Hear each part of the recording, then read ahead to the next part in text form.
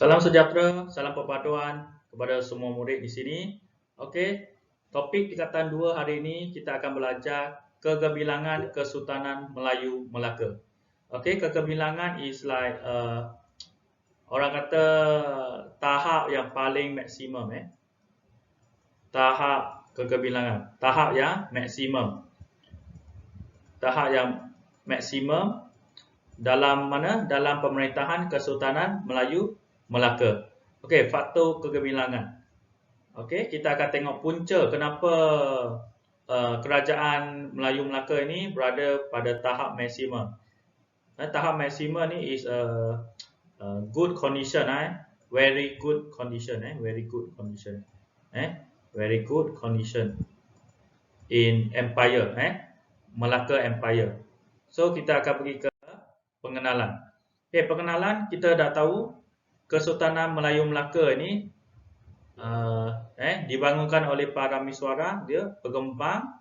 Dulu ialah kampung saja, sekarang ialah kerajaan yang masyhur, kerajaan yang maju, kerajaan yang masyhur, kerajaan yang maju. Sebab apa kerajaan Melaka ni maju? Sebab faktor geografi dia iaitu melonjakkan kerajaan ini berkembang menjadi sebuah kerajaan yang gemilang. Gemilang itu is like very good condition in alam Melayu. So Melaka kita tengok Melaka hari ini zaman Kesultanan Melayu Melaka. Kita fokus this one. Dan kajian kes kamu berkaitan rapat dengan Melaka so you should focus this. Next, faktor kegemilangan. Kenapa dia boleh jadi tahap pencapaian yang begitu baik dalam kerajaan Melayu Melaka? Kegemilangan Kesultanan Melayu Melaka disebabkan faktor apa? Faktor kepimpinan, the leadership. Sebab leadership dia bagus, faktor kepimpinan yang berwibawa, yang bertanggungjawab. Ini number 1. And number 2 is sistem pentadbiran yang cekap, have a management, good management, have a management, good in management. Kemudian kita tengok sistem perundangan, kita ada undang-undang yang tersusun. So kita ada 3 perkara yang kita akan lihat pada topik ini. Tetapi hari ini kita akan tengok faktor kegemilangan kepimpinan raja saja, kepimpinan raja saja. So raja you kena tahu siapa raja? Raja ialah ketua, raja ialah ketua dan mempunyai kuasa yang tertinggi. So raja merupakan ketua pemerintah, ketua pemerintah. Kamu ingat lagi piramid ini? Okey, yang paling atas raja, and then pembesar. Pembesar tu dia bantu raja, and then rakyat. So kepimpinan raja ni dia sebagai ketua pemerintah, ketua kerajaan, and mempunyai kuasa yang tertinggi lah. Of course lah, dia di tempat yang paling atas. Hak kuasa ini berpunca daripada beberapa sumber. Okey, raja ini kita tengok macam mana raja itu berkuasa. So ini diorama Sultan Melaka bertakhta di Singgasana. Apa maksud diorama? Diorama ini model 3D, model 3 dimensi, 3D punya. So kalau you tengok yang ini, you anggap dia manusia lah, tetapi dia patung. So panggilnya diorama. Yang pertama, kita tengok macam mana kepimpinan raja ini. So you kena tahu keturunan Raja Palembang. Palembang. You kena tahu pemimpin di Melaka, pemimpin di Melaka ini dia keturunan Raja Palembang. Palembang di mana? Sriwijaya. Palembang di Sriwijaya. Dan berdasarkan satu teks, teks itu nama dia Sulalatus Sulalatus Salatin ini, dia kata pemerintah Melaka ini berasal daripada zuriat.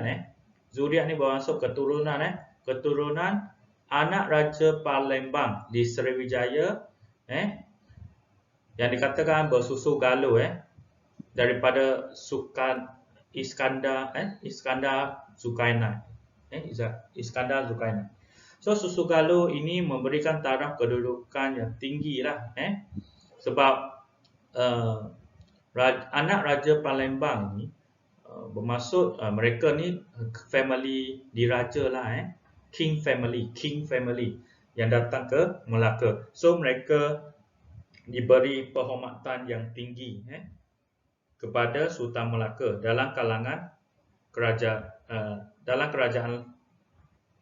di alam Melayu. So King of Melaka ni ramai yang hormat, ramai yang respect, sebab mereka datang daripada keturunan Raja Palembang. It's a great empire in Sriwijaya. Next, nombor 2, peranan yang unggul. Peranan yang unggul ni peranan yang besar lah. Peranan yang besar. Apa peranan? What is peranan? Peranan is tugas.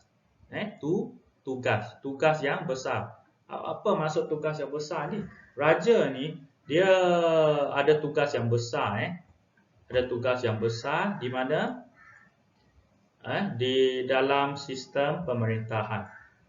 So raja ini simbol perpaduan lah, dan kemajuan ataupun kemakmuran. Alright. So raja ini apa tugas dia? Dia sebagai ketua angkatan tentera. You should know that. Ketua angkatan tentera.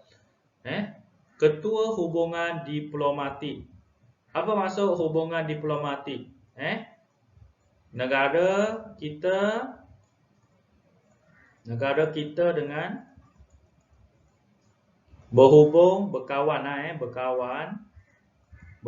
dengan negara lain.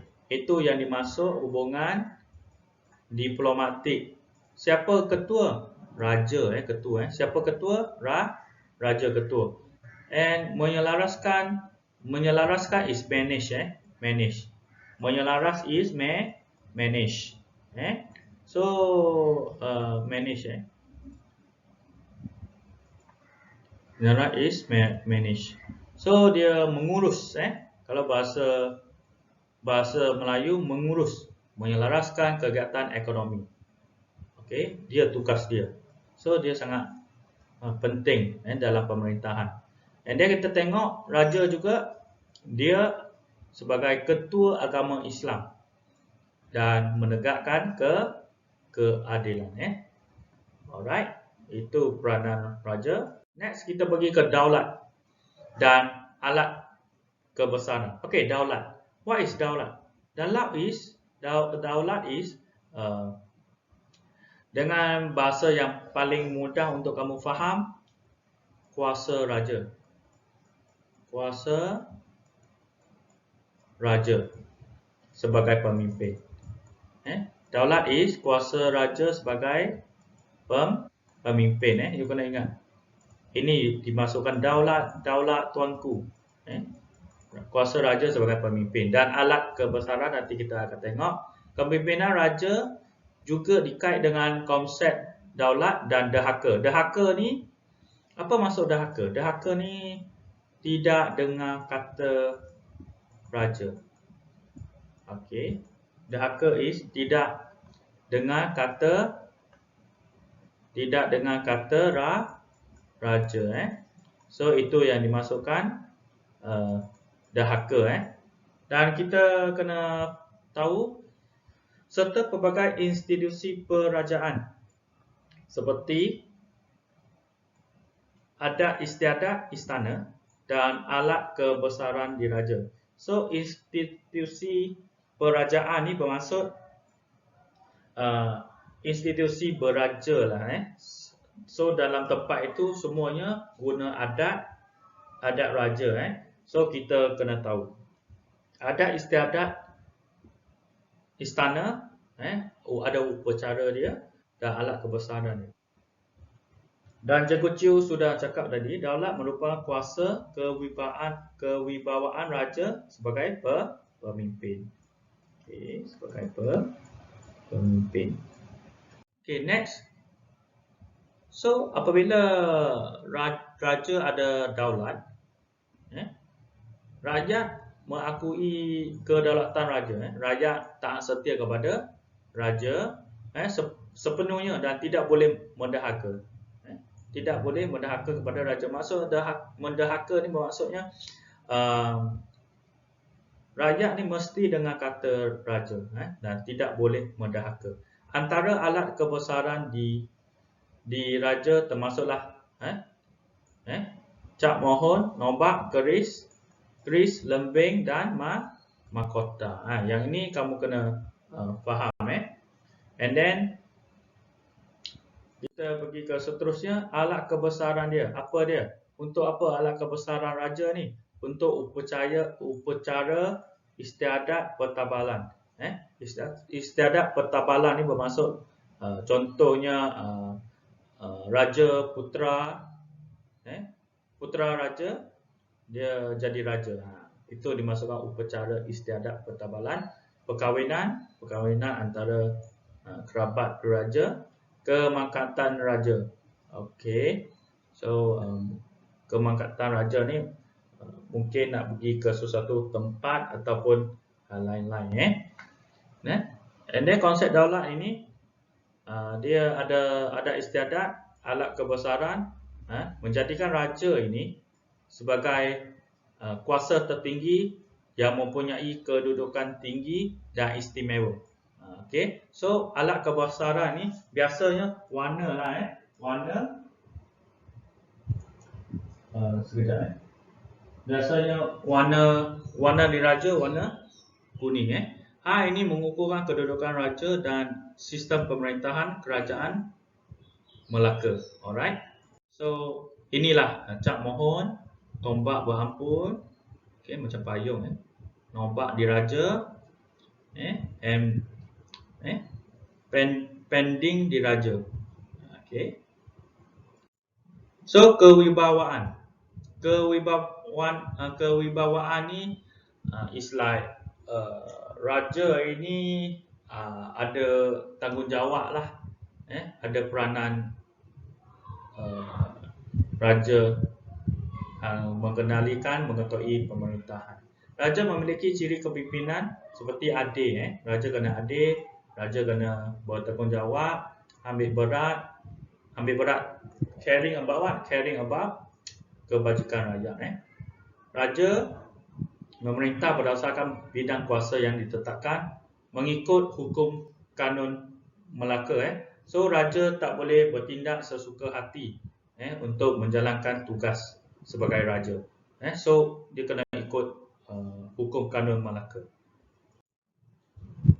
So yang ini seperti yang lalu, Sultan Muzaffar Shah dan Sultan Mansur Shah merupakan pemerintah yang mengutamakan keamanan dan kebajikan. So dia jaga rakyat. Sultan Mansur Shah menasihati puteranya Sultan Alauddin Riayat Shah supaya sikap adil kepada rakyat, siasat dulu apa segala tuduhan dengan teliti. Jangan dengar saja marah, dengar saja ambil tindakan, dengar saja menghukum pesalah. Kena menyiasat segala tuduhan dulu dan bekerjasama dengan pegawai-pegawainya. Jangan sombong. Jadi raja jangan sombong. Itu nasihat Sultan Mahmud Shah kepada putera dia. Jadi sultan kena bertanggungjawab, adil, jangan pilih kasih, siasat dulu sebelum memberi hukuman kepada pesalah dan kena bekerjasama dengan pegawainya. Okey, yang ini ialah berkaitan dengan gambaran ketiga wasiat Sultan Mansur Shah disampaikan kepada Sultan Alauddin Riayat Shah. Maksudnya ini Sultan Mansur Yang baju hijau ini ialah Sultan Alauddin Riayat Shah. Dia kata kepada raja, kena adil, kena jujur, amanah, bertanggungjawab, tolong jaga rakyat.